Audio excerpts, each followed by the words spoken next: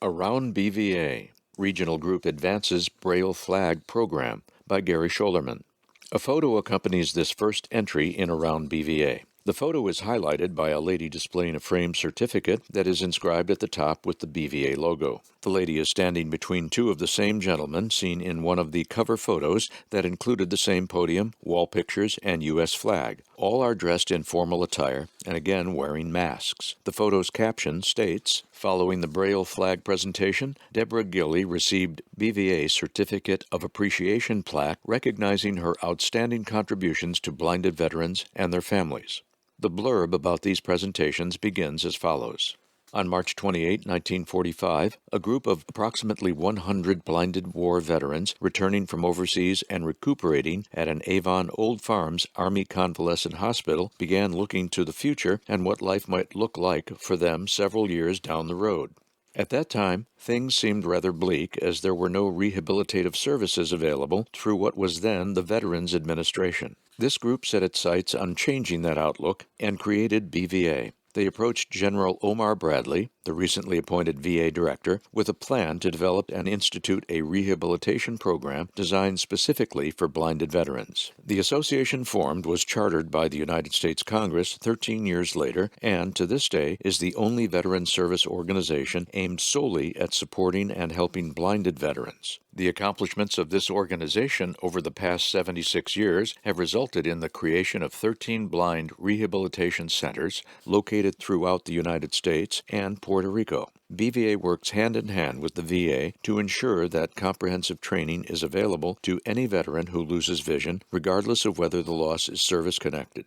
The long-range goal is the teaching of independence and improvements to one's quality of life. In 2019, the BVA Louisiana, Mississippi, LAMS Regional Group established a goal for itself to place a bronze-raised, relief, tactile American flag in every VA medical center, clinic, or other location serving veterans within its two-state region. Multiple veteran service organizations have joined the LAMS Regional Group in pursuing this goal. On December 10, 2020, a dedication ceremony was held at the Gulf Coast Blind Rehabilitation Center of the Gulf Coast Veterans Health Care System, GCVHCS, in Biloxi, Mississippi. The ceremony was broadcast virtually during this COVID-19 era so that all interested BVA members, GCVHCS employees, and guests could attend. LAMS Regional Group President Tracy Farrow presented a flag to Brian Matthews, director of the GCVHCS. It was one of two that have now been donated to the healthcare system.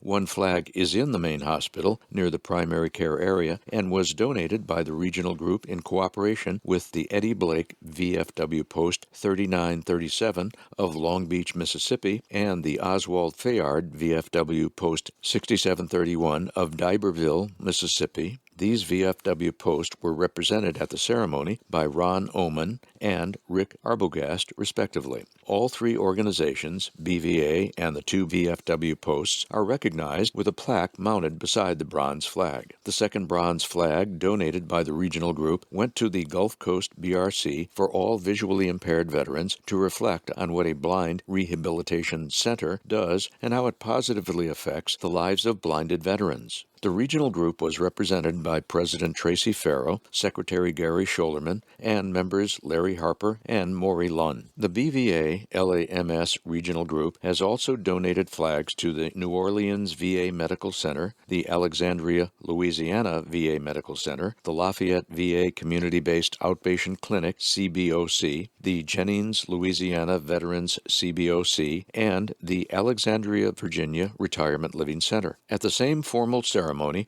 Tracy formally presented Deborah Gilley, Chief of Blind Rehabilitation Service for the Gulf Coast Veterans Healthcare System, with a BVA Certificate of Appreciation for her extraordinary service to blinded veterans. Without the pandemic, the certificate would have been presented to her in person by the BVA National President at the 75th National Convention. Additional flag donated to New Orleans facility by Tracy Farrow. It took a year, but we finally got it done, thanks to the persistence of Louisiana-Mississippi Regional Group Treasurer and past BVA National President Joe Burns. Last year, prior to the onset of the COVID-19 pandemic, the regional group was working with Southeast Louisiana Veterans Healthcare System, SLVHCS, located in New Orleans, to present a Braille flag. February 19, 2021, was the date that all of the hard work seemed to have paid off. Through the juggernaut of requirements for safe meetings, a smaller presentation than initially hoped for took place in the main lobby of the hospital complex. A fitting background of the American flag, service flags, the Louisiana state flag, and numerous other flags showed brightly as Joe and his guide dog Kendrick made the presentations to Fernando Rivera, director of SLVHCS. In addition to the Braille flag, Joe also presented a plaque noting all of the organizations that contributed toward this project.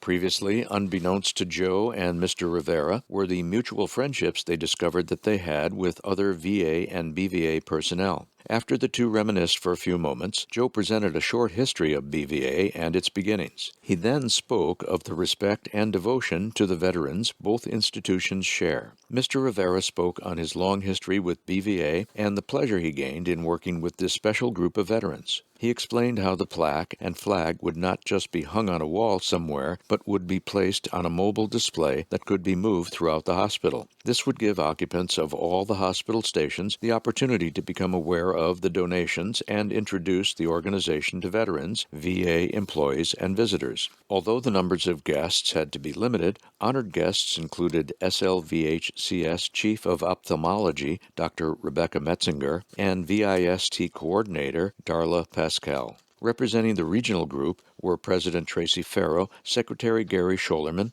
Treasurer Burns with his working dog, Kendrick, and spouses. This is one more step in the regional group's goal to place a bronze Braille American flag in every VA medical center, every community-based outpatient clinic, and each VA community living center in the region, all of which will increase awareness of both BVA and the rehabilitation programs VA offers to blind and low-vision veterans. BVA members, HQ, mourn Cheryl Gaujadar passing. A photo of Cheryl Gaujadar accompanies this tribute to her. It is a photo similar to the thumbnail cuts used with other staff members, including the shirt with the logo on the left shoulder. There is no photo caption, but the tribute is as follows. December 19th was a most somber day for the scores of family members and friends of Cheryl Lynn Gaujadar, as they learned early that morning of her sudden passing following complications from COVID-19. Among Cheryl's many friends were dozens of fellow BVA regional group leaders throughout the country, members of the South Carolina regional group she served, and fellow staff at BVA National Headquarters. Working with Cheryl was both inspirational and empowering, said Don Overton. Her can-do, never-give-up attitude ensured success, always rising to and overcoming the challenges before her. Cheryl had only recently become a BVA staff member, accepting a contract position as a National Information Technology Specialist and the webmaster for the National BVA site.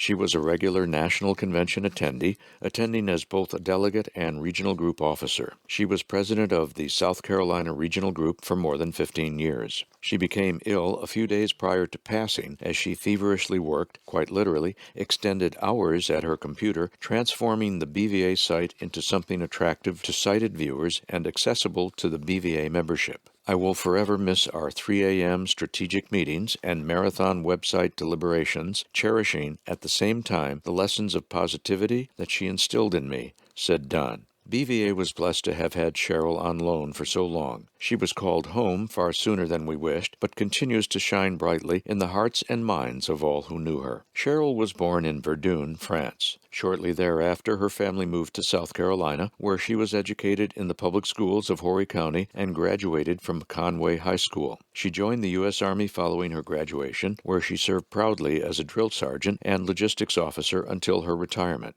She then continued her education at Midlands Technical College, where she received associate's degrees in computer science and computer programming.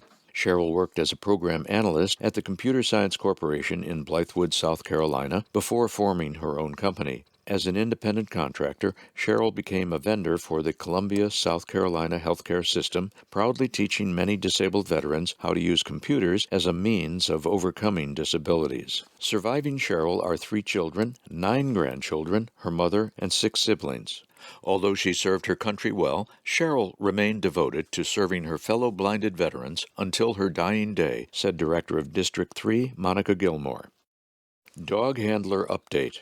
The newest committee of BVA, the BVA Dog Handlers, wish to congratulate and celebrate the BVA and all blinded veterans on March 28th, the congressionally designated National Blinded Veterans Day. However you celebrate, remember Father Thomas Carroll, a man ahead of his time with his philosophy and attention to blinded veterans and their well-being. Father Carroll was instrumental in the formation of the Blinded Veterans Association and our BVA chaplain for many years. If you haven't read his most important book, Blindness, What It Is, What It Does, and How to Live With It, it is suggested that you do so, or get it on tape, and have someone read and discuss it with you. You'll be glad you did. The BVA Dog Handler Committee invites you to please check out the committee's website at www.bva.org/dog-handlers-committee, especially if you have or are thinking of getting a new guide or service dog. As a special interest group of the BVA for several years, we have been doing a lot of groundwork to get where we are today. And March 28th is a great day for the BVA Dog Handlers Committee as we kick off a month of celebrating guide and service dog awareness by gathering more information about the accredited schools, asking them to share how they serve veterans, and maybe some special stories about a veteran, trained dog, or team. We like to call them partners. At the end of the month, April 28, we plan to recognize the accredited dog schools with a special thank you for their attention and assistance in partnering a well-trained dog with a blinded veteran who will both benefit from and contribute to a continuing partnership for many years to come. We also want you to share a special dog partner story with the dog handlers online with Ray Hale, WAYA at pacifier.com, and Stuart Nelson, snelson@bva.org. If you are not a computer person and can get it written down, please mail it to Stuart Nelson at Blinded Veterans Association, 1101 King Street, Suite 300, Alexandria, Virginia, 22314. Scholarship deadline quickly approaching. BVA will award 7 total higher education scholarships for the 2021-22 academic year, 6 under the Catherine F. Gruber Program umbrella for $2,000 each, and 1 $1,000 scholarship in the name of Thomas H. Miller. The Gruber Scholarship Program is now in its 38th year. The Miller Program, now in its 9th year, requires the same application process and qualifications as the Gruber Awards, except for an added emphasis on music and the fine arts. The Scholarship Committee will choose 7 total recipients for both awards and 2 alternates. Dependent children, grandchildren, and spouses of blinded veterans and those of active duty blinded service members of the U.S. Armed Forces are eligible for the scholarships. The veteran must be legally blind, and the blindness may be either service-connected or non-service connected. The spouse or parent who qualifies as the blinded veteran does not have to be a BVA member.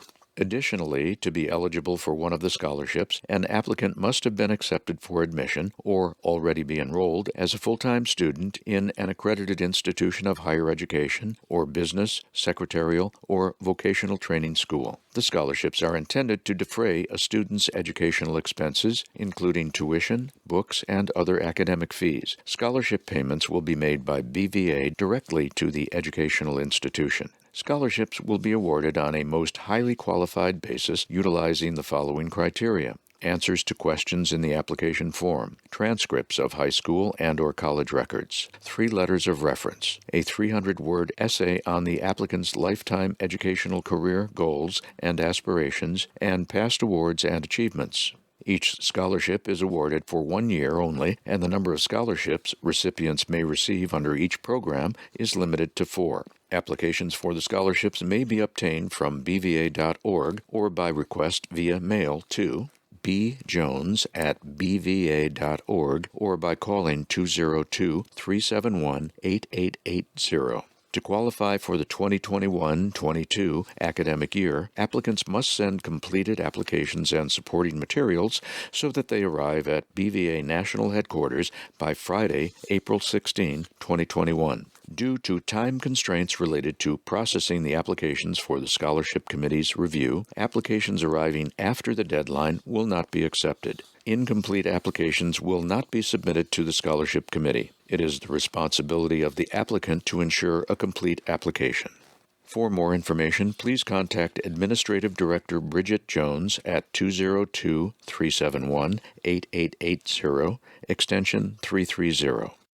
Board taps Harris for interim directorship. A photo of two gentlemen smiling broadly accompanies this short write-up. Both men are formally dressed in coats and ties. Both have white canes and are wearing large name badges that contain strings that go around their necks. The faces of the badges appear in front of their ties. The name badge of one indicates that he is an Operation Peer Support participant, an Operation Iraqi Freedom veteran, and a member of the Indiana Regional Group. A lady looks on, also smiling, in the distant background. The caption states, "Current Interim District Director Brian Harris left with Tom Zamperi at 71st National Convention, 2016, in Milwaukee, Wisconsin." Archive photo.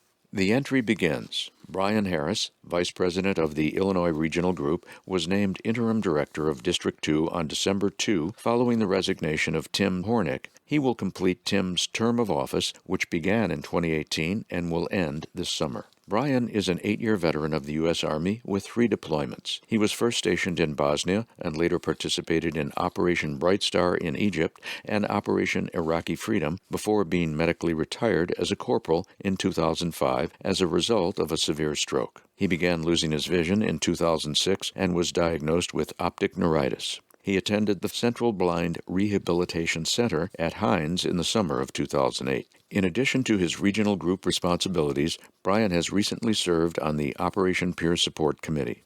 BVA receives Bosma 2021 Community Partner Award. The Blinded Veterans Association is the recipient of this year's Bosma Community Partner Award for its contribution to the blind community of Indiana. Based in Indianapolis for more than 100 years, Bosma is a nonprofit organization that provides training and employment for the blind and visually impaired. BVA received the honor at the annual Thomas C. Hasbrook Award event hosted by the Bosma Visionary Opportunities Foundation, the philanthropic arm of the organization. Hasbrook was elected BVA National President in 1948 and served in that capacity for 2 years. He was active in the BVA for nearly 50 years, despite commitments to a business career, state and local politics, and community service. In the summer of 1946, he organized the Indiana Regional Group. The Blinded Veterans Association has been a committed partner who has helped to get the word out about not only the products but also the services available to Hoosier veterans with visual impairments, said Bosma President and CEO Jeffrey Mittman, a BVA member himself. BVA and Bosma have had a long-standing relationship. Last year, the two organizations worked together with legislators on Capitol Hill to pass H.R. 4920, the VA Contracting Preference Consistency Act. Earlier this year, BVA announced its endorsement of Bosma Enterprises' Good Works Ice Melter. Blinded veterans flourish in STARS 6 Challenge. A small group photograph taken on a sunny but apparently cold day accompanies this Around BVA entry. The subjects of the photo are approximately 16 in number, but because of their winter ski gear and face masking, individual identities are not possible. Several, however, are wearing orange vests that say "Blind Skier" in capital letters. The photo was taken outside what appears to be a lodge at a ski resort. The cable lines from a ski lift, as well as an individual gondola on the lift, are visible in the background at the top of the photo. The caption reads, "The physical and mental requirements of the STARS 6 clinic brought accomplishments and satisfaction at the Colorado venue." The text of the brief story begins with the following. 6 blinded veterans from 4 states spanning the country stepped out of their comfort zones January 24 through 28 to participate in the Steamboat Adaptive Recreational Sports STARS 6 Clinic 2021 in the mountains of Colorado. The Operation Peer Support Group, consisting of Rocky Mountain Regional Group President William Mathis, Colorado, Michael Murphy, Colorado, Zach Tidwell, Colorado, Scott Shazinski, California, Rob Sanchez, Rhode Island, and Unica Trent, North Carolina, took on skiing, snowboarding, and ski biking at the Steamboat Springs event. On day one, tensions were really high with excitement, nervousness, and fear, but STARS and VA's Operation Peer Support really hit a home run with this event, bringing together veterans no matter what the disabilities are, said William. After a wonderful dinner put on by STARS and a quick briefing of the week, tensions settled and the veterans began doing what we always do to adapt. William also reported that as the week progressed, members of the group demonstrated the true strength they brought with them on top of the growth they experienced during the program through the physical and mental challenges they faced. Through all the pain and excitement, we began to flourish and let go of our other preoccupations in order to enjoy the moment, he said. By the end of day 3, despite being exhausted, we still had more than enough energy to sit laughing, crying, and sharing as true friends.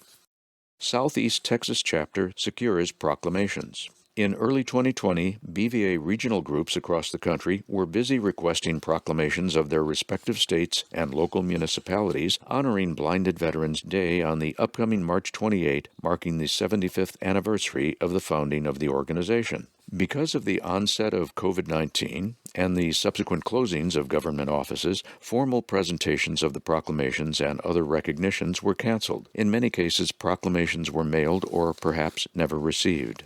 Despite the disappointments last year and the continued difficulty in securing proclamations in 2021, the Southeast Texas chapter of the Greater Houston Regional Group renewed its efforts this year with a request to the city of Chester, Texas, in Tyler County. The request was honored, and a signed proclamation dated March 1, 2021, from Mayor Floyd Petrie was provided to Chapter Secretary-Treasurer Jerry Killian. The proclamation reads, "Whereas Public Law 111-156, enacted on March 2010 by the 111th Congress in both the U.S. House of Representatives and the Senate, with 2 separate resolutions, designates March 28 each year going forward as National Blinded Veterans Day in recognition of BVA's efforts to promote the establishment and improvement of rehabilitation services and benefits for America's blinded veterans. Now, therefore, I, as Mayor Floyd Petrie of Chester, Tyler County, Texas, by virtue of the authority vested in me, do hereby proclaim March 28 as Blind Veterans Day in the city of Chester, Texas, Tyler County."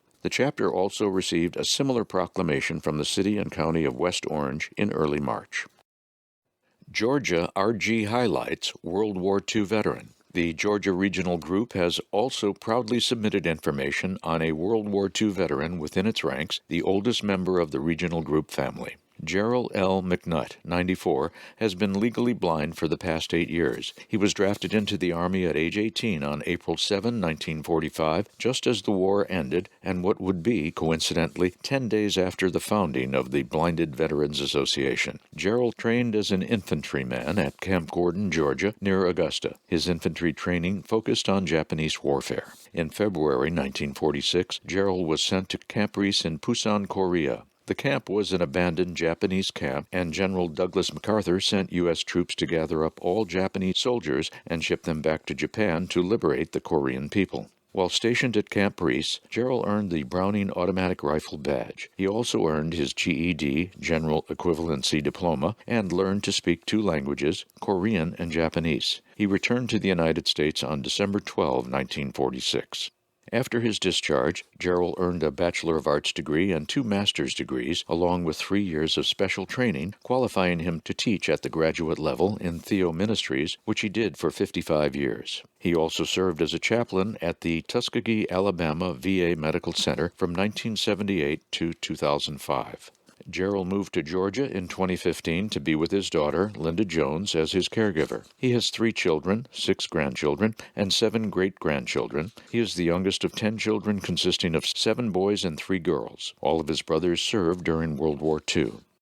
Bulletin seeks readers' top 10. Legendary television talk show host David Letterman entered millions of homes for well over 3 decades. Although his popular The Late Show ended in 2015, his most famous segment of all, the nightly top 10 list, will forever be remembered by his viewers. The Bulletin seeks to revive the top 10 list among its readers. Beginning with this issue and continuing in those of the future, readers will be asked to submit their own top 10 on a non-controversial, nonpartisan, and non-religious subject. An objective team of evaluators will rate submissions for humor and creativity. Winners' names will be announced in the subsequent bulletin. Readers may submit a full 10 items, but can also submit fewer. For this first Top 10, please submit your Top 10 Outdoor Springtime Activities to Stuart Nelson at snelson@bva.org by Friday, April 16. Submissions can also be called in to Stuart at 202-371-8882.